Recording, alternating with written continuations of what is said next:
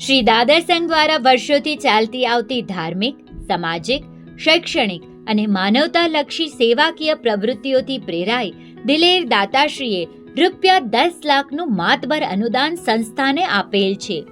રાજસ્થાનના ગામ રાણી, મુંબઈમાં દાદર મધ્યે હાલે જાપાન નિવાસી માતુશ્રી સુશીલા દેવી ઘીસુલાલ રાજમલ હિંગર પરિવારે વર્ષોથી દાદરને પોતાની કર્મભૂમિ બનાવી સમગ્ર પરિવારે સંઘર્ષ, મહેનત અને મંગલ ભાવનાઓ થકી ઉપાર્જિત કરેલ સંપત્તિ અને લક્ષ્મીને સારા માર્ગે વાપરી છે.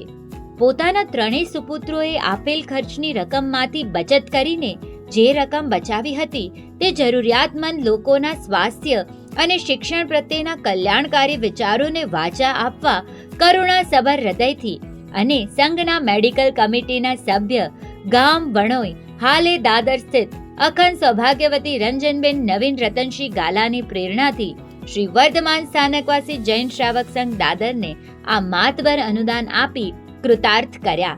તે બદલ દાદર સંઘ આપનો આભારી છે. પ્રભુ સદાય સ્વાસ્થ્યસભર, સુખ, શાંતિ અને સત્કાર્યોની શક્તિ પ્રદાન કરે એવી શુભ ભાવના. શ્રી વર્ધમાન સ્થાનકવાસી જૈન શ્રાવક સંઘ દાદર વેસ્ટ સંચાલિત શ્રી કરસન લધુભાઈ નીસર જૈન ધર્મ સ્થાનક, શ્રી નવનીત જૈન હેલ્થ સેન્ટર દ્વારા ચાલતી સતત સમાજ ઉપયોગી પ્રવૃત્તિઓથી વાકેફ રહેવા માટે કચ્છ વાગડની ખબર પત્રિકા અને કમ્યુટરી સિટી એપ જોતા રહેશો.